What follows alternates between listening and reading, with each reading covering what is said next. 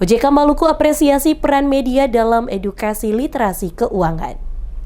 Otoritas Jasa Keuangan atau OJK Provinsi Maluku mengapresiasi peran media massa dalam mendukung peningkatan literasi dan inklusi keuangan masyarakat. Apresiasi tersebut disampaikan dalam kegiatan apresiasi media massa 2025 di kantor OJK Maluku, Ambon, Kamis 18 Desember 2025.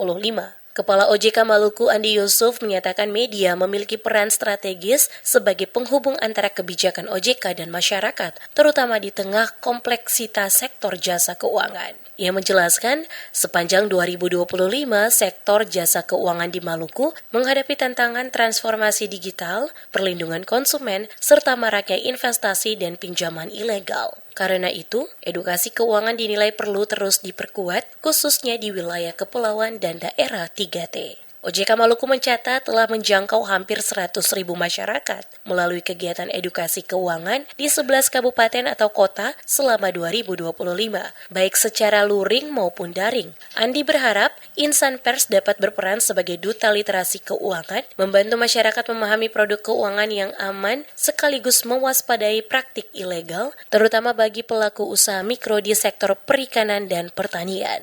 Untuk itu pun acara media gathering hari ini kami selenggarakan sebagai bentuk apresiasi tulus atas dedikasi Bapak Ibu semua.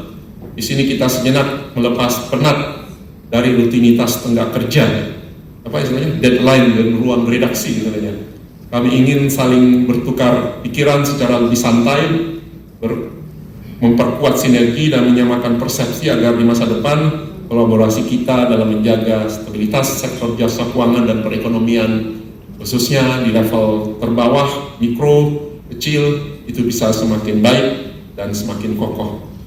Dalam kegiatan tersebut, staf OJK Maluku, Andi Bais, memaparkan tugas dan fungsi OJK, termasuk pengenalan sistem pelayanan informasi keuangan, serta kewaspadaan terhadap investasi dan pinjaman ilegal. Ia menegaskan OJK merupakan lembaga independen yang bertugas mengatur, mengawasi, dan melindungi konsumen jasa keuangan sesuai Undang-Undang Nomor 21 Tahun 2011. Pada akhir kegiatan, OJK Maluku menetapkan 8 media sebagai media terproduktif dalam pemberitaan sektor jasa keuangan sepanjang 2025.